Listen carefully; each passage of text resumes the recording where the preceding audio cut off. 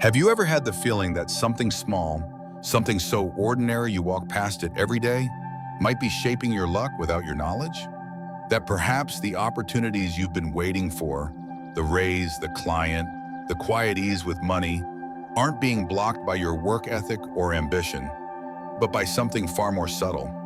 What if it's not about working harder, but about where your shoes come to rest? It might sound unlikely. A shoe cabinet? Could that really affect something as vast as fortune? And yet, in the logic of traditional Feng Shui, born not from superstition, but centuries of environmental observation, the entry point of a home holds profound power. It is not just where we take off the dust of the outside world, it's where we transition, where energy shifts from public to private, from chaos to sanctuary. The shoe cabinet stands precisely at this boundary. It receives the first step, and often the last. And over time, it becomes a kind of energetic ledger, storing more than just footwear. It collects impressions, momentum, residual traces of where you've been. And if that space is cluttered, unloved, or misaligned, it doesn't just store disorganization. It transmits it. What walks in with you can linger. But here's the beautiful part. This isn't about fear. It's about design. Because when treated with quiet attention, the humble shoe cabinet can become a channel for abundance, a place where order returns and luck begins to settle again at your feet. In today's reflection, we'll explore how to invite that shift, not through ritual, but through understanding. We'll uncover why one small change in this overlooked corner of your home may unlock a very different flow in your finances, your sense of direction, and even your emotional stability. And if that kind of journey interests you, if you believe, as I do, that the spaces we live in quietly mirror the lives we lead, I warmly invite you to support this channel. Before we go further, may I ask for one simple gesture? If this content resonates, if you find value in these soft but ancient teachings, please like, share, or subscribe to New Day Mindfulness. Your presence here, your attention, helps me reach our first 1,000 subscribers. And with that, I'll be able to keep creating videos that don't chase trends, but honor the quiet architecture of meaning that surrounds us every day. Now, let's take a closer look at this threshold. Let's ask, what truly lives at the base of your home? And what might be waiting to grow there if only you offered it a little more light? By yellow as symbol. More than color, more than luck. Yellow is a color we often associate with lightness, sunlight, spring, joy. But beneath that cheerfulness lies something more ancient, something deeper. In the cosmology of classical Feng Shui, yellow is not a peripheral hue. It is the earth itself, not the soil beneath your feet, but the stabilizing force that holds everything together. In the 5-element system, wood, fire, earth, metal, water, yellow represents earth, and earth is the great harmonizer. Where wood reaches, fire rises, metal contracts, and water flows. Earth holds, it centers, it carries, it absorbs, it nourishes. Earth is not the loudest force. It doesn't demand, it supports. And yellow, at its most fundamental level, is the expression of that support.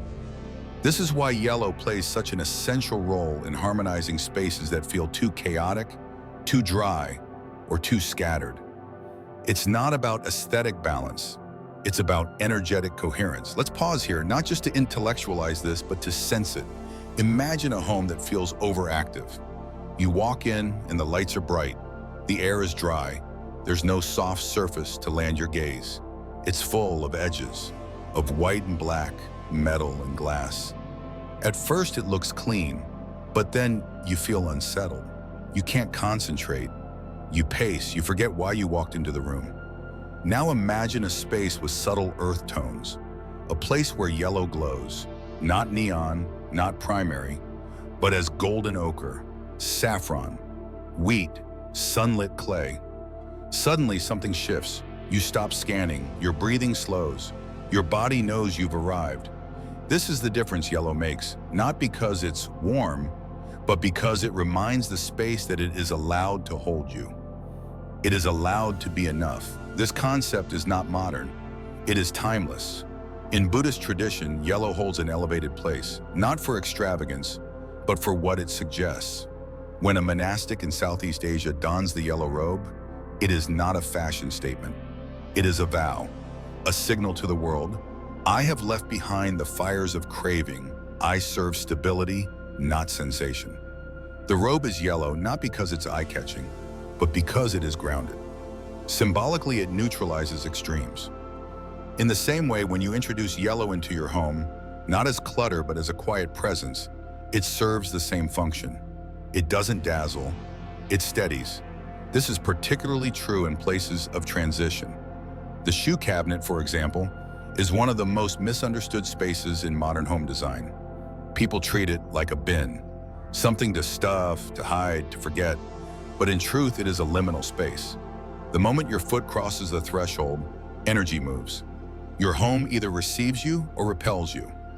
If the shoe area is full of disorder, low light, and neglect, it becomes a leak, a place where wealth, peace, and stability slip away without warning. That's where yellow enters, not as magic but as message.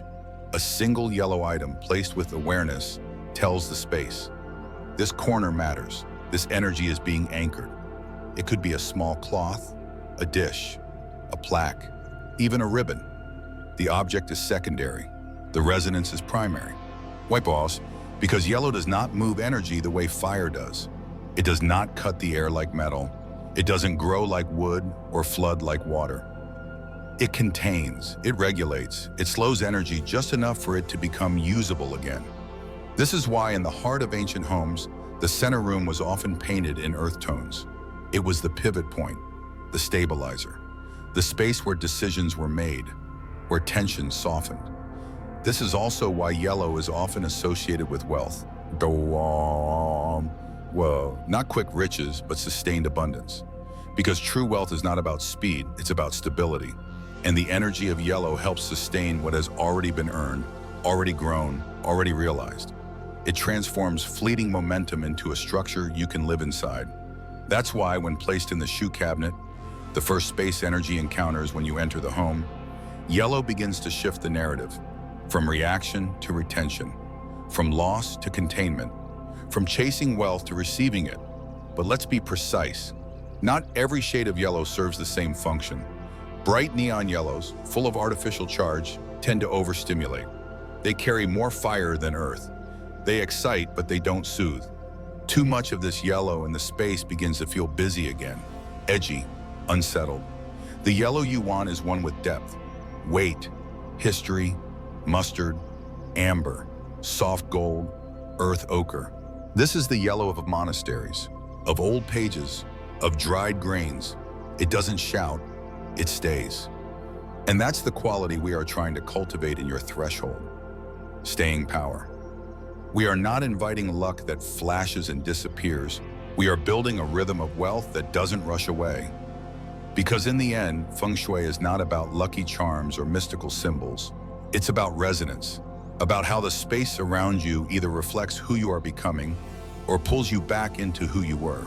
And yellow, when used with wisdom, becomes the color of quiet becoming. So when you prepare to place something yellow in your shoe cabinet, pause. Don't ask, will this make me richer? Ask, what kind of energy do I want to walk in with? Because if your answer is peace or focus or stability, then yellow is not a superstition. It is a companion. And your cabinet is no longer a forgotten corner. It is the first altar of your journey forward. 2. Powerful yellow items. 1. Yellow cloth, velvet or cotton. Of all the materials that exist in our homes, fabric is perhaps the most overlooked. It asks for nothing. It does not shine or impose. It drapes, it holds, it yields.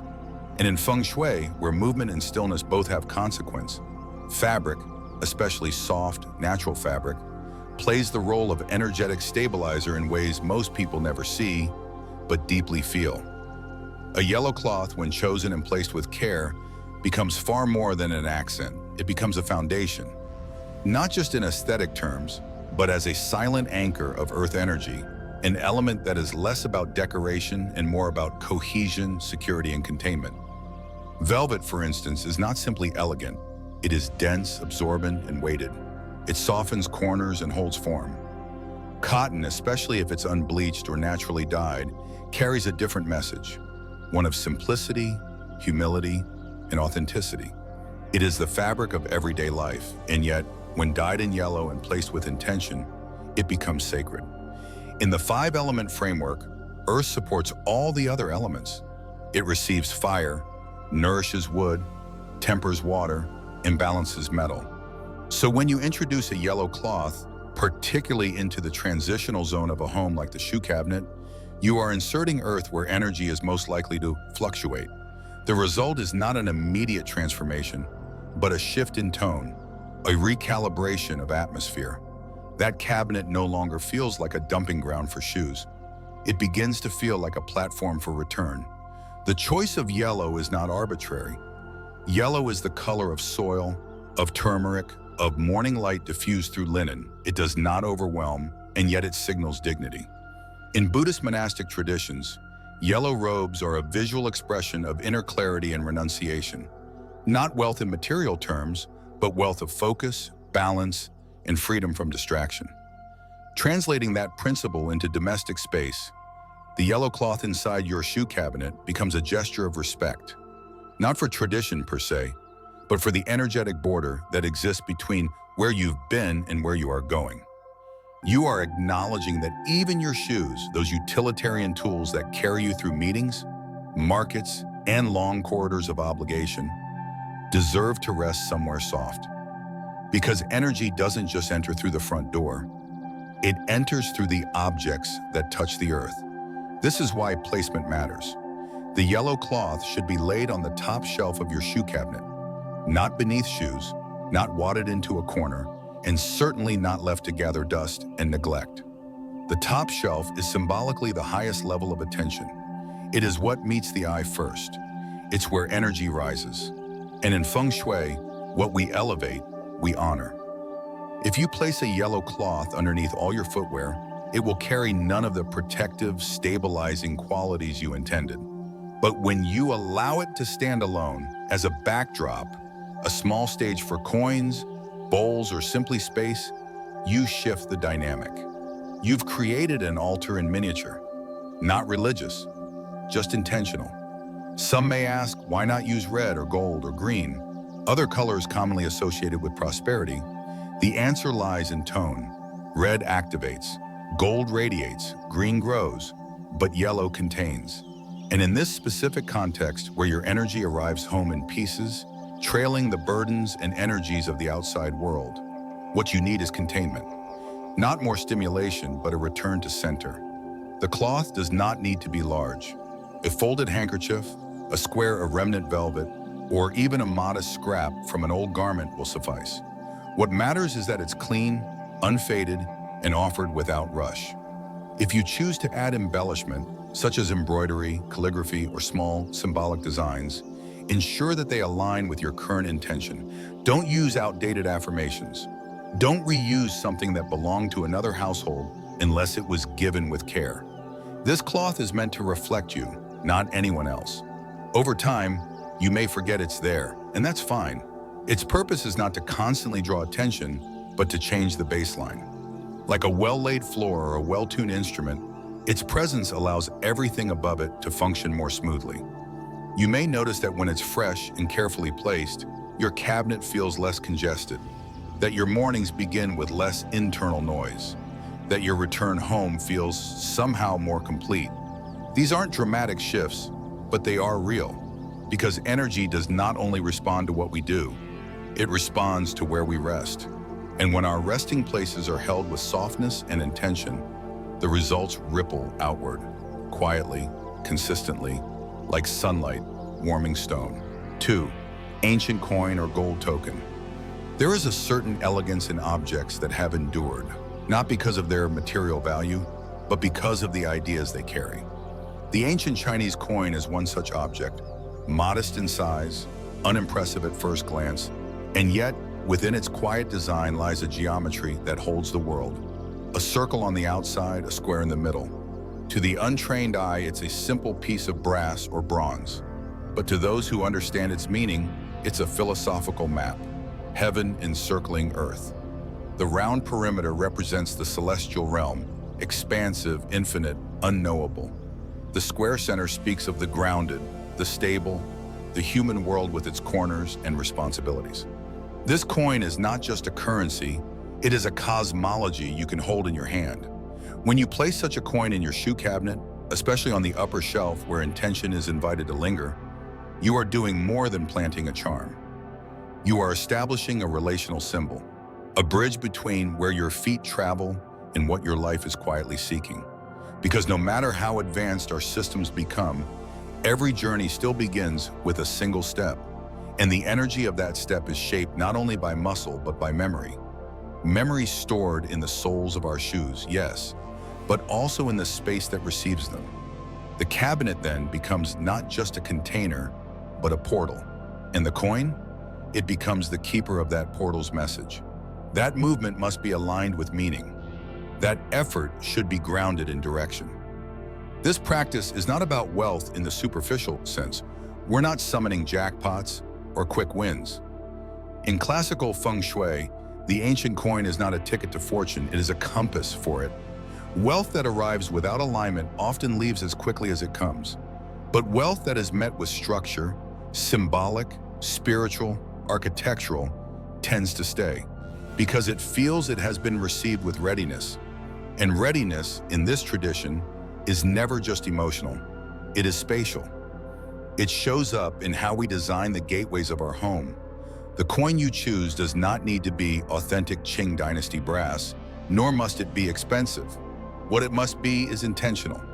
A circular coin with a square center, whether newly minted or antique, should feel substantial in your hand. Not too light, not too glossy. Ideally, it carries a patina, a sense that it has already been shaped by time.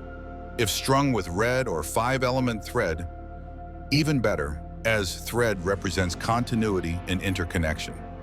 But even a lone coin placed respectfully on the top shelf of your shoe cabinet, perhaps beside your most frequently worn pair of shoes, has meaning. Why place it there? Because those are the shoes that carry your daily intention. The shoes that walk you into work, into meetings, into difficult conversations, and unseen opportunities. By anchoring a coin beside them, you're not hoping for luck. You're establishing clarity.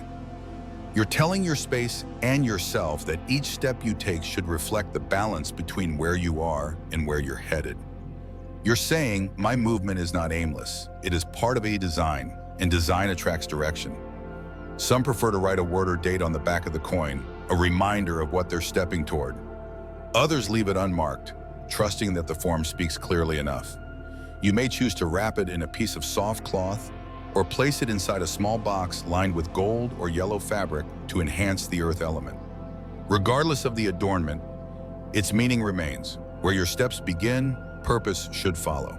And if you feel uncertain, if the symbolism feels distant or abstract, try holding the coin in your palm for a full breath before placing it. Feel its weight. Trace the square with your thumb. Consider what you are building, not just financially, but energetically. Ask, what am I truly inviting into my life? The coin will not answer. But the act of asking begins the real alignment. Over time, you may forget it's there, but your body won't. As you bend down to place your shoes, as your hand grazes that upper shelf, something in your awareness will shift. Not always consciously, but steadily. You'll notice how you pause before rushing out, how your return home feels less like collapse, more like arrival. These are the subtleties of sacred placement. In Buddhist imagery, the coin is not a symbol of greed, but of circulation, of the natural movement between giving and receiving, effort and reward, form and formlessness.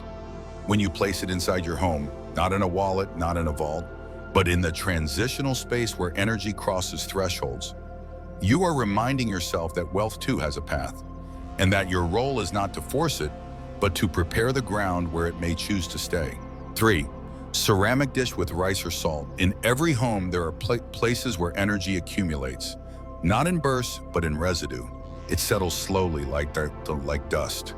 Not visible at first, not disruptive, but over time it begins to weigh on the space. A sense of stagnation, a subtle dissonance. Decisions don't land, conversations don't resolve. Money arrives and leaves with no rhythm or memory of having passed through. For this kind of lingering imbalance, the most effective adjustments are never loud. They are not wind chimes or crystals or sweeping interventions. They are quiet, firm, and elemental. And few tools are more elemental than a bowl of rice and salt, held in ceramic, placed with intention. Ceramic is a material that listens. It is earth that has been shaped, refined by flame, and cooled into permanence. Unlike metal, which reflects, or plastic, which isolates, ceramic receives. It absorbs what needs holding and grounds what would otherwise float away. When a ceramic bowl is used in Feng Shui, it is rarely chosen for its appearance. It is chosen for its temperament. It carries weight without aggression. It brings presence without sharpness. And in the context of a shoe cabinet, the place where outside energy enters and interior stillness begins, a ceramic vessel becomes a mediator. It does not block, it harmonizes. Into this bowl we place two substances, rice and salt, each ancient, each essential, but each with its own task. Rice has always been a symbol of sustenance. In every agrarian culture, rice represents not wealth in the extravagant sense, but wealth in the reliable sense. Rice fills bowls, rice feeds households. It is the promise of another day with enough. And when uncooked grains are placed deliberately in a space, they don't just signal abundance, they stabilize it. They say, this home is not chasing more. It is holding what it already has and holding it with care, especially in households where income feels unpredictable or savings fluctuate without warning. A small dish of rice on the top shelf of the shoe cabinet becomes a quiet statement. We are cultivating, not spending blindly, not consuming to fill space. We are sustaining. But rice alone, while grounding, is not cleansing. It carries what you feed it, which is why salt must often be added. Salt is not a symbol of luck. It is a symbol of purity and boundaries. In both Eastern and Western traditions, salt has been used to preserve, to protect, and to filter. It absorbs what should not linger. Energetically, it creates a line in the sand. In a home where too much comes in, other people's energy, chaos from the street, emotional residue from tense days, salt serves as a bouncer, not with aggression, but with clarity. It says, this space is not for holding what does not belong. When you combine these two, rice for nourishment, salt for filtration, you are creating not a charm, but a field that invites what is useful and neutralizes what is not. The ratio can be adjusted intuitively. Equal parts for balance, more rice if you feel financially stretched, more salt if you sense heaviness, fatigue, or low-grade tension that has no clear source. If your cabinet space is small, use a tea saucer. If it is wider, a shallow bowl will allow the energy to breathe. In both cases, the bowl should be unglazed or lightly glazed, natural, matte, porous if possible. This is not about aesthetics. This is about invitation. The bowl is not meant to impress. It is meant to interact. Place the dish on the top shelf of the cabinet, preferably in the center or toward the back. It does not need to be visible at first glance, but it must not be hidden beneath anything. Never place it directly beside dirty shoes. Energy mingles, and you want this vessel to carry clarity, not confusion. Once placed, do not forget it entirely. Check it monthly. Replace the contents before the grains darken or the salt clumps. When discarding the old mixture, do not throw it in the kitchen trash. Wrap it in paper and return it to the soil if possible. Let it decompose where things are meant to release. Some people choose to add a bay leaf, a drop of citrus oil, or a small gemstone. These additions are not wrong, but they should be meaningful. A bay leaf that's forgotten carries nothing. A drop of oil added with reverence can subtly shift the tone of the cabinet for weeks. If you add scent, choose something that calms, not synthetic, not intrusive. You are not masking odor, you are welcoming balance. Above all, the act of placing this dish must feel like care, not superstition. You are not hoping the rice will bring you luck. You are choosing to prepare a space that honors what you already have. You are not asking the salt to fight your battles. You are asking it to maintain clarity at the boundary between what enters and what stays. Over time, you may notice that things shift. Not dramatically, but with steadiness. Bills are paid on time, Items stop breaking unexpectedly. Your arrival home feels less jagged. These are not coincidences. They are signs that your entry point has stopped leaking and has started holding. That you have transformed a cabinet into a container, not just of shoes, but of rhythm. In Buddhist cosmology, the middle path is not paved with grand gestures. It is lined with precise, meaningful action. A bowl of rice and salt is one such action. Small, unassuming. But if placed with clarity, it becomes part of the structure that carries your life forward. 4. Yellow plaque with a word or symbol. In every tradition where space matters, whether it be the carved calligraphy above a temple door or the hand-lettered scroll tucked into a merchant's home, there is one simple truth. Words carry weight. Not because they possess magic in and of themselves, but because of what they represent. Choice, intention, frequency. A single word placed where it will be seen often can quietly become a compass for the entire household. When that word is placed near the entrance, or more specifically inside the shoe cabinet, the first space that receives energy from the outside world, it serves as a kind of reprogramming point, a visual seed planted in the soil of repetition. In Feng Shui, words are not empty affirmations. They are conductors. They give form to otherwise unshaped qi. And when paired with the earth element, represented here by the color yellow, the word does not merely float, it roots. A yellow plaque, whether it's made of ceramic, painted wood, or even embossed paper, carries within it a vibration that is both active and grounding. Yellow, as we've already explored, belongs to the earth element. It nourishes, it stabilizes, it harmonizes. And when this tone is fused with language, especially auspicious or intention-rich characters, the result is not decor, but declaration. For instance, a plaque bearing the Chinese character Fu, which translates loosely to blessing or fortune, has been placed for generations near entry points to invite stability, not sudden luck. Or the word Tai, wealth, often misunderstood in the West as greed-driven, but in its root meaning refers to the well-being that allows one to provide, sustain, and support both self and others. Even English words such as clarity, steady, receive, or return can serve when chosen with care.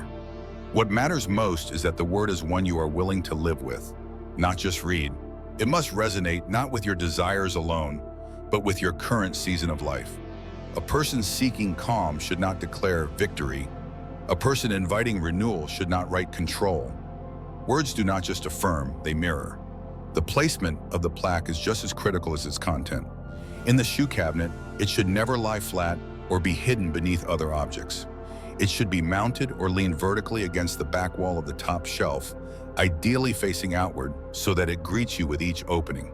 If possible, allow the plaque to be the first thing your eyes meet, before even your shoes. That split second, often overlooked, is where subconscious cues enter. The mind absorbs symbols faster than speech, and over time those glimpses begin to reshape how you perceive your steps. A plaque that says abundance does not create wealth, but it causes you to question whether your current choices align with that ideal. A plaque that says peace does not prevent conflict, but it can shift how you walk into a difficult day. That's the quiet influence of visible language. For materials, choose something tactile, not digital or glossy. Wood adds warmth and natural grain. Ceramic brings weight and earth resonance, while handmade paper invites softness and impermanence. Avoid bright gold foiling or overly commercial finishes. This isn't branding, it's a form of reverence. If handwriting is possible, even better. Writing the word yourself, whether with a calligraphy pen, a brush, or even a marker, transmits your energy more clearly into the form. It is a physical act of sending the message ahead of you, like planting a flag in the terrain you are preparing to walk through. One often overlooked detail: don't be afraid to update the word as you evolve. The plaque is not sacred because it is static. It is sacred because it's honest. If your life enters a new chapter, change the word. Sand the wood, replace the paper, start again. This too is Feng Shui, not just the arrangement of space, but the realignment of story. Many people leave the same affirmation hanging for years and wonder why it no longer moves them. It's because energy, like breath, must renew.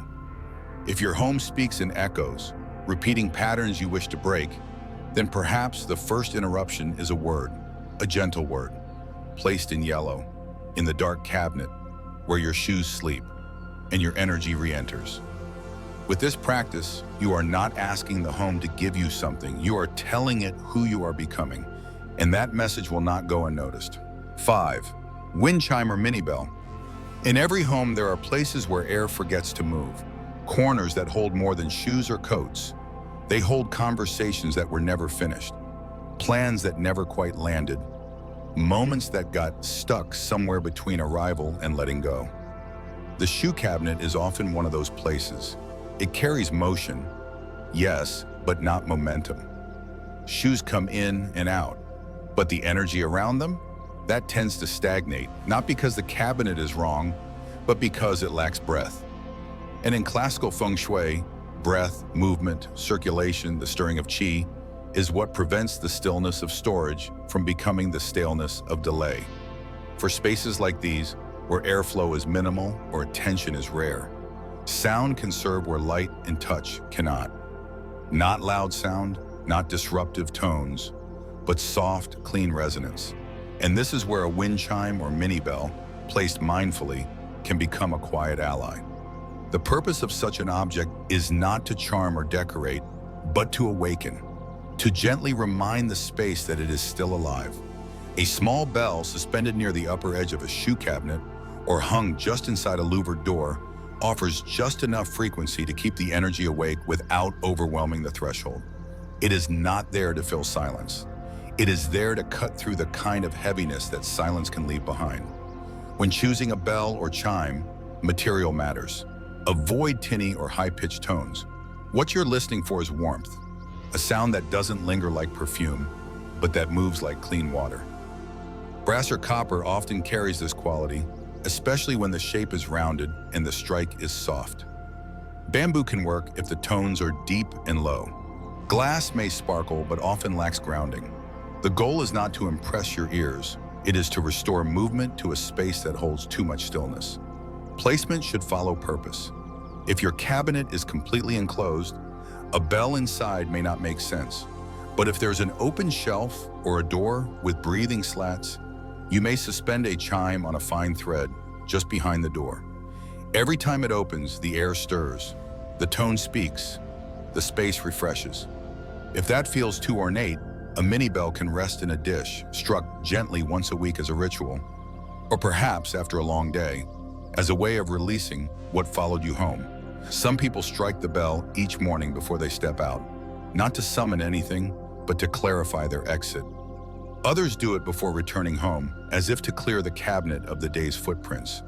Neither is wrong. What matters is rhythm. The bell is not meant to be forgotten, nor to be played like an instrument. It is meant to offer punctuation, a soft comma in the breath of your household. In Buddhist monasteries, bells are used not to call attention outward, but inward. A single note calls the practitioner back to the body, back to the present. In your home, you are not calling yourself to meditate, but you are calling the space to remember. This is not just a pile of objects. This is an exchange point. And sound helps the energy remember its responsibility to move, to circulate, to refresh. If you choose to add a chime, observe its effect over time. Does the cabinet feel lighter? Do your shoes seem easier to find, to place, to rotate? Do you pause even briefly when you hear the tone? These are all subtle confirmations that the stagnation is lifting, not dramatically, but in layers. Because real transformation often happens not in sweeping changes, but in accumulations of small clarity. This bell is optional, and for some, unnecessary. If your space already feels lively, if your cabinet opens into a bright corridor, you may not need it. But if the air feels thick, if the energy feels old, a single clear note can do more than reorganize a shelf. It can reorganize the way you enter your own life. It is not noise. It is movement. It is not magic. It is reminder that even the quietest corners deserve to breathe. 3. Placement principles. When we speak of energy in Feng Shui, We are not referring to abstraction. We're talking about flow, about rhythm, about how the eye moves through a space and how the body responds in kind. A shoe cabinet may seem too small a place to influence that kind of movement, but in practice, it is one of the first filters your home applies to the outside world. It is where the dust, the stories, and the efforts of your day come to a pause. And because of that, placement within the cabinet, what goes where and why, matters more than most people realize. First and foremost, symbolic items must always go on the upper shelf, not just because it's visually accessible, but because energy, like heat, rises. This isn't superstition, it's physics and pattern. When you place something meaningful too low, underneath muddy boots, beside forgotten slippers, you are not grounding it, you are diminishing it. You're asking prosperity, clarity, or protection to do its work from beneath the weight of all your unconscious habits. That's not a fair exchange. The upper shelf, by contrast, is eye level when you bend forward. It receives light more easily. It's the first place your attention naturally falls when you open the cabinet. That makes it the ideal platform for objects of intention. Your yellow cloth, your coin, your bowl of rice and salt, your plaque or word. These objects should not feel like they're stored. They should feel like they're waiting, quietly, intentionally, for you to return home and remember what matters. The condition of the cabinet itself is equally vital. It does not need to be pristine, but it must be respected.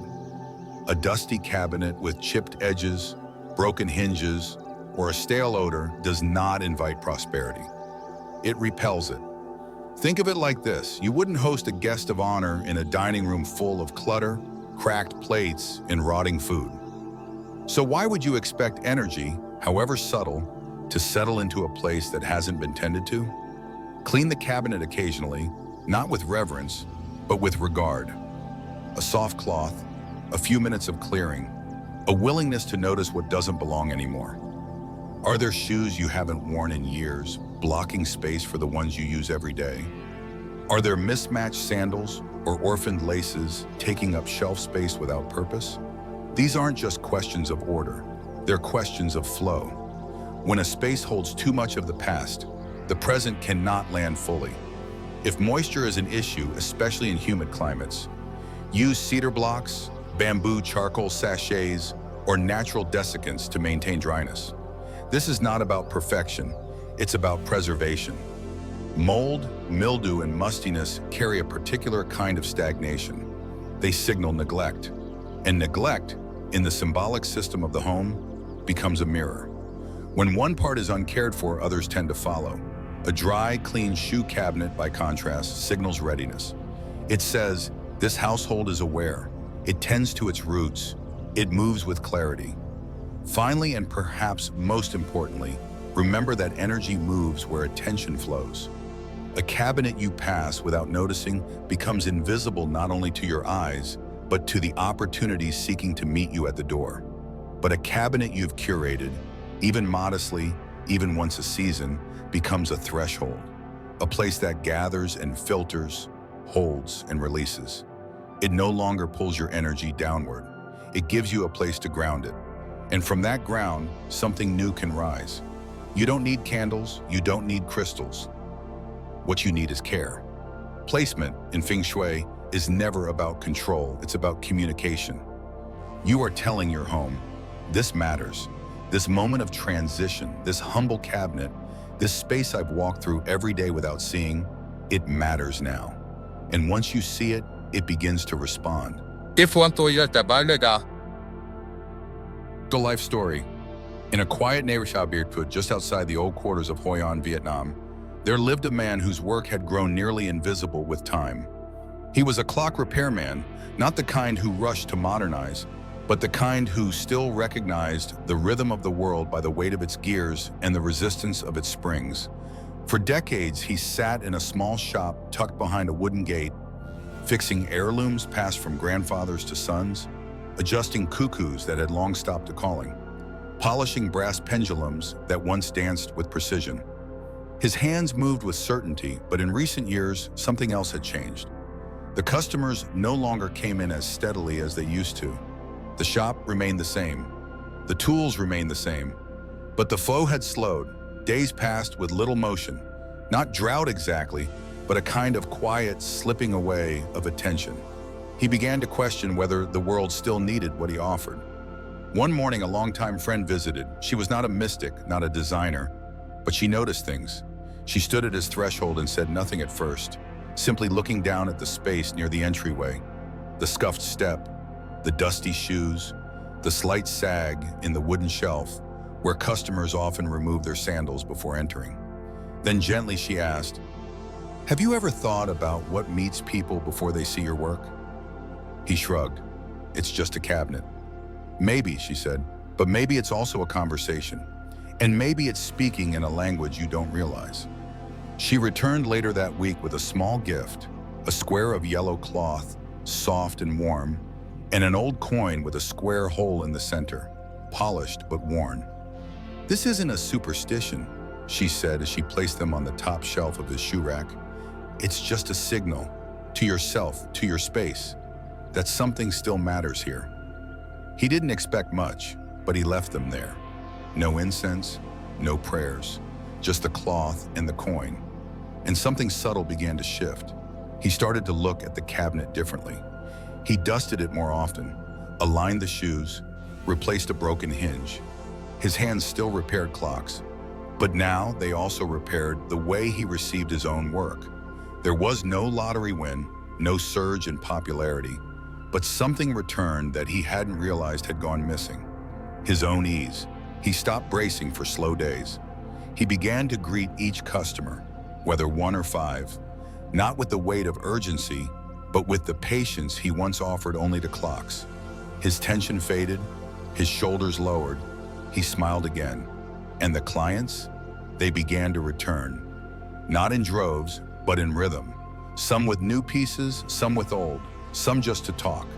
And the shop, once heavy with absence, began to hum again, not with noise, but with care. That yellow cloth, that coin, they hadn't altered his fate. They had changed how he opened the day. And in doing so, they had changed what could enter. Sometimes the doorway doesn't need to open wider. It just needs to stop leaking. And that begins not with renovation, but with recognition. The space beneath your shoes may seem like the most forgettable part of your home. It is not adorned, not celebrated, not photographed. And yet, in the quiet logic of spatial energy, it is where everything begins. It is the first surface your intentions pass over when you step into the day, and the first place your experiences return to when you come home. It holds more than footwear. It holds memory, motion, momentum. And if it's neglected, so too is the clarity that surrounds your path forward. Today we've explored what it means to treat even this smallest of thresholds with care. A yellow cloth, a simple coin, a bowl of rice and salt, a word written by your own hand. These are not rituals for superstition. They are structures for presence, anchors for alignment, reminders that the fortune you seek does not always require more effort, more force, or more striving. Sometimes it just requires better footing. So I ask you gently, not as a challenge, but as a reflection. What lives in the cabinet near your door? What stories wait there? What shape does your entry take? And what might begin to shift if you gave it just a little more thought? Not with fear, but with calm. If this video offered you something to consider, if it opened a window in your own home or in your way of seeing space, I invite you to share your experience. Leave a comment below. Tell me how you arrange your entry or what has shifted since you last tended to it. Our stories are different, but the energies we live with are often more alike than we realize. And if this journey spoke to something in you, I would be honored to walk a little further with you. Please like, share, and subscribe to New Day Mindfulness.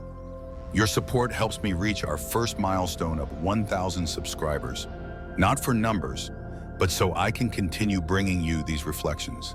Not loud, not rushed, but deeply rooted. Thank you for letting me step into your space today. May your steps tomorrow feel a little lighter, and may your threshold, however small, become a place where good things quietly begin.